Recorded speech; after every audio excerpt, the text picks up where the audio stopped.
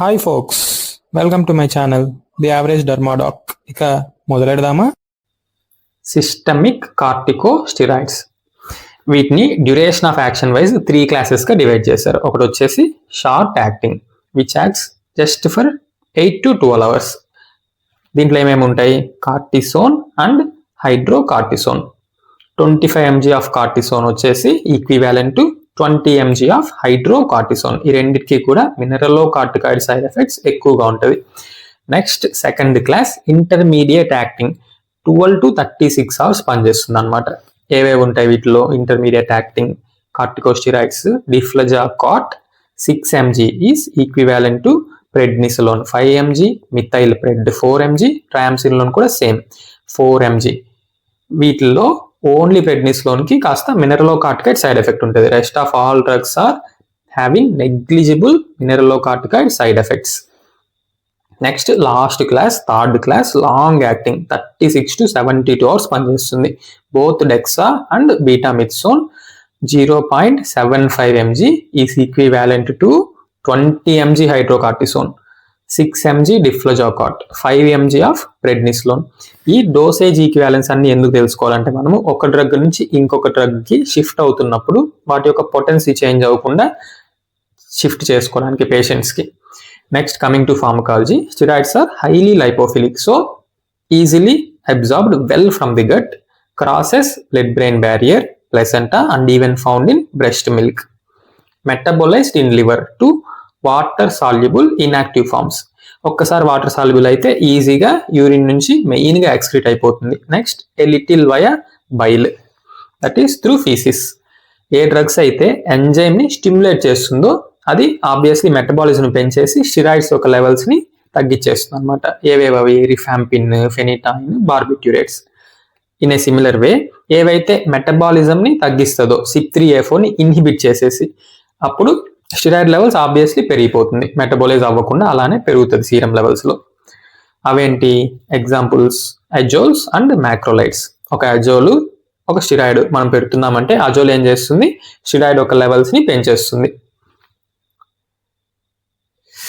Coming to next natural cortisol in our body. Blood లోపల early morning 8 AM పీక్స్లో ఉంటుంది అనమాట న్యాచురల్గానే cortisol levels. So maximum suppression జరుగుతుంటుంది HPA యాక్సిస్కి. సో ఆ టైంలోనే మనం స్టెరాయిడ్స్ కనుక ఇస్తే మన స్టెరాయిడ్స్ వెళ్ళి పెద్దగా సప్రెస్ చేయదన్నమాట HPA యాక్సిస్ని. There will be very little suppression. So మనం స్టెరాయిడ్స్ కూడా అందుకే ఎర్లీ మార్నింగే ఇచ్చుకుంటాం. ఎక్సెప్ట్ మన టార్గెటే HPA యాక్సిస్ని ఇన్హిబిట్ చేయాలి అనుకుంటే. ఎప్పుడు ఇలా అనుకుంటాం? To suppress adrenal androgens. Why? Androgens are culprits in diseases like hirsutism and acne. So వీటిని ట్రీట్ చేయాలంటే మనం బెడ్ టైం ఇస్తాం steroids early morning.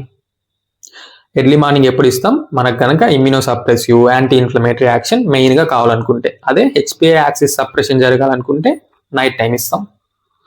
Coming to indications, autoimmune diseases like pemphigus, bullous pemphigoid, linear IgA disease, connective tissue diseases like SLE, dermatomyositis, vasculitis, erythrodermas అన్ని except psoriatic ఎరిథ్రోడర్మా. సోరియాసిస్లో కనుక మనం steroids పెడితే ఇమ్మీడియట్గా తగ్గొచ్చు because of anti inflammatory action. కానీ ఒక్కసారి మనం steroids ఆపంగానే ఫ్లేర్ అప్స్ వచ్చేస్తాయి. Next psoriasis chronic plaque stage నుంచి పస్టులర్ సోరియాసిస్గా మారే అవకాశం ఉంటుంది. సో స్టెరాయిడ్స్ సోరియాటిక్ ఎరిథ్రోడర్మాలో పెట్టకూడదు. Next severe eczemas, extensive alopecia ఏరియాటాలో ఓరల్ స్టెరాయిడ్స్ ఇచ్చుకుంటాం. Lepra reactions. ఈ లెప్రా రియాక్షన్స్లో మన ఓన్ ఇమ్యూనిటీనే లెప్రా బ్యాసిల్లైని డెస్ట్రాయ్ చేయడానికి పోయి మన ఓన్ నర్వ్స్ని ఇంకా ఎక్కువ డెస్ట్రాయ్ చేస్తుంది అనమాట. సో స్టెరాయిడ్స్ పెట్టడం చాలా అంటే చాలా ఇంపార్టెంట్ లెప్రా రియాక్షన్స్లో. ఎందుకు? We can save the patient from permanent deformities and disabilities. టైంకి లెప్రా రియాక్షన్స్ని డయాగ్నోస్ చేయాలి, టైంకి స్టెరాయిడ్స్ ఇచ్చేయాలి to prevent permanent deformities and disabilities. లేకపోతే నర్వ్స్ డ్యామేజ్ అయిపోద్ది, మొత్తానికి డిఫార్మిటీస్ వచ్చేస్తాయి. Next widespread and severe LLP lichen planus, progressive vitiligo. Vitiligo lesions కనుక ఫాస్ట్గా ర్యాపిడ్గా ప్రోగ్రెస్ అయిపోతూ వెళ్తున్నాయంటే అప్పుడు ఓరల్ స్టెరాయిడ్స్ పెట్టుకోవచ్చు. Sarcoidosis, sweets, pyoderma gangrenosum. Part 1 వీడియోలో నేను ఒక క్వశ్చన్ అడిగాను, అల్సరేటెడ్ స్కిన్ మీద ఏ కండిషన్లో స్టిరాయిడ్స్ పెట్టుకుంటామని. దానికి ఆన్సర్ పయోడర్మా గ్యాంగ్రీనోజమ్. దీంట్లో అల్సర్ చాలా సివియర్గా ఉంటుంది. ఈవెన్ మజిల్స్ బోన్స్ కూడా మన కళ్ళకు కనిపిస్తుంటాయి, అంత సివియర్ అల్సర్స్ ఉంటాయి. అక్కడ మనం టాపికల్ ఇంట్రాలీషనల్ స్టెరాయిడ్స్ పెట్టుకోవచ్చు, బాగా రెస్పాండ్ అవుతుంది అనమాట పయోడర్మా గ్యాంగ్రీనోజమ్ స్టెరాయిడ్స్ కి. Hormonal disorders like hirsutism, acne, hormones ని సప్రెస్ చేయడానికి, హెచ్పిఐ యాక్సిస్ ని సప్రెస్ చేయడానికి నైట్ టైం ఇచ్చుకుంటాం. నేను నా ఇన్స్టాగ్రామ్ లో ఒక పోస్ట్ వేసాను, steroids are the reason for hirsutism and same steroids are the treatment for hirsutism అని. దానికి రీజన్ ఇక్కడ ఇదే. Next, capillary haemangiomas. Adverse effects of systemic corticosteroids మెయిన్గా 2 రకాలు. ఒకటి వచ్చేసి కంటిన్యూగా యూజ్ చేస్తూనే ఉంటే స్టిరాయిడ్స్ సైడ్ ఎఫెక్ట్స్ వస్తాయి ఆబ్వియస్గా. ఇంకొకటి సడన్గా స్టాప్ చేసేస్తే, ఎలాంటి ట్యాపరింగ్ ఆఫ్ డోసేజెస్ పెట్టకుండా 2 weeks పైగా ఒక పేషెంట్ వాడుతూనే ఉంటే స్టిరాయిడ్స్ని, మనం సడన్గా దాన్ని ఆపేస్తే it will lead to withdrawal side effects called as glucocorticoid withdrawal syndrome. ఏమేమి ఉంటాయి? లెథార్జీ, సడన్ గా ఆపేయడం వల్ల పేషెంట్ కి lethargy, weight loss, malaise, myalgia, headache, nausea, fever, arthralgia, ఇవన్నీ గ్లూకోకార్డ్ విత్డ్రావల్ సిండ్రోమ్ లో చూస్తాం. అందుకే మనం స్టిరాయిడ్స్ ని ట్యాపర్ చేసుకుంటూ రావాలి. పొరపాటున 2 weeks కన్నా ఎక్కువ మనం పేషెంట్ కి స్టిరాయిడ్స్ వాడుతూ ఉంటే. అదే short duration, just 1 week steroids పెట్టాం, సో మనం సడన్గా ఆపినా ఏం రాదు విత్డ్రావల్ సిండ్రోమ్. ఇంకా స్టిరాయిడ్స్ ఆపంగానే డిసీజ్ ఫ్లేర్ అప్స్ కూడా వచ్చేయచ్చు, మళ్ళీ డిసీజ్ రావచ్చు, అంతవరకు కంట్రోల్లో ఉన్న డిసీజ్ మళ్ళీ రావచ్చు. Adrenal crisis, acute adrenal insufficiency. Crisis అన్నా అక్యూట్ అన్నా ఇది ఒక ఎమర్జెన్సీ సిచ్యువేషన్ అనమాట. అంతవరకు స్టిరాయిడ్స్ అన్ని మన బాడీలో ఏం చేస్తుంది, సోడియంని పట్టి పెట్టి ఉంచుతుంది, బ్లడ్ ప్రెషర్ని, గ్లూకోజ్ లెవెల్స్ని పెంచుతూ ఉంటుంది. సడన్గా మనం స్టిరాయిడ్స్ ఆపేస్తే ఆల్రెడీ హెచ్పిఐ యాక్సిస్ కూడా స్టిరాయిడ్స్ ఫుల్గా ఉందని అడ్రినల్ గ్లాండ్కి స్టిమ్యులేషన్ పంపించడం ఆపేసి ఉంటుంది.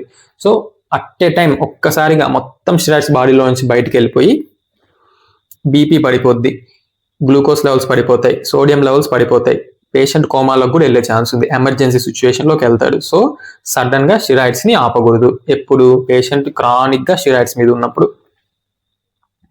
నెక్స్ట్, కంటిన్యూగా యూజ్ చేస్తే ఏమవుతుంది? మెయిన్గా ఈ continuous usage dose, duration, frequency dependent అనమాట. డోస్ ఎక్కువ పెట్టేసి ఎక్కువ రోజులు పెడితే ఆబ్వియస్లీ ఎక్కువ సైడ్ ఎఫెక్ట్స్ వస్తాయి. Main GI side effects like peptic ulcers, intestinal perforations, pancreatitis. మెయిన్గా గుర్తుపెట్టుకోవాల్సింది అల్సర్స్. Next, cataract, glaucoma. ఈ కెటరాక్ట్, ఆస్టియోపోరోసిస్ ఇవన్నీ తక్కువ రోజులే పెట్టినా కూడా స్టిరాయిడ్స్ రావచ్చు. Avascular necrosis, hypertension, hypokalaemia, increased risk of atherosclerosis, lipid levels కూడా పెంచుతుంది అన్నమాట స్టిరాయిడ్స్. వెయిట్ని పెంచుతుంది, glucose, lipids, sodium. Next, growth retardation in children, secondary amenorrhoea, hyper glycaemia. మా ఫ్రెండ్ ఒకసారి కోవిడ్ టైంలో హాస్పిటల్లో అడ్మిట్ అయ్యింటే స్టిరాయిడ్స్ పెట్టారనమాట.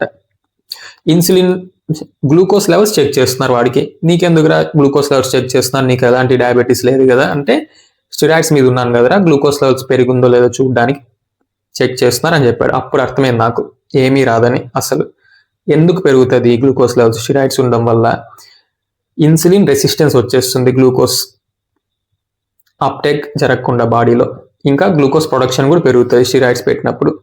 Next, hyperlipidaemia. దీనివల్ల బాడీలో ఉన్న ఫ్యాట్ అంతా రీడిస్ట్రిబ్యూట్ అవుతుంది అనమాట. మెయిన్గా ఫేస్కి, moon faces, back, buffalo hump, central obesity. Stomach, abdomen మాత్రమే ఫుల్గా ఫ్యాట్ అంతా అక్కడికి వెళ్ళి రీడిస్ట్రిబ్యూట్ అయ్యి సెంట్రల్గా ఒబేస్గా ఉంటారు. పెరిఫరీస్ అన్ని చాలా థిన్ అయిపోయింటాయి అనమాట.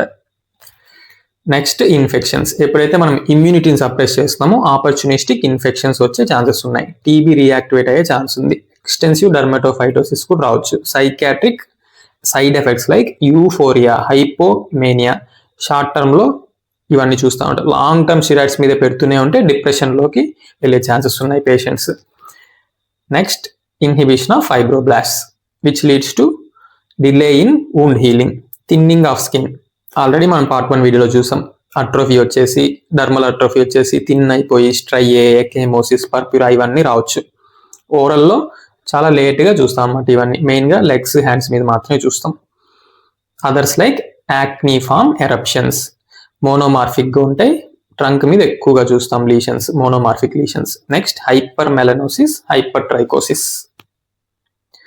ఈ అడ్వర్స్ ఎఫెక్ట్స్ అన్ని రాకుండా ఏం చేయొచ్చు? ఫస్ట్ మనం డయాబెటిక్గా, టీబీ ఉందా, హైపర్ టెన్సివా చూసుకుంటాం. ఎక్స్క్లూడ్ చేసుకునే స్టెరాయిడ్స్ పెట్టుకుంటాం. Restrict sodium intake. Already steroids టేస్టీ మినరల్ సోడియంని పట్టుబెడుతుంది కాబట్టి మనం ఎక్స్ట్రాగా సోడియం ఇవ్వకుండా పొటాషియం సప్లిమెంటేషన్ కూడా చేసుకోవచ్చు.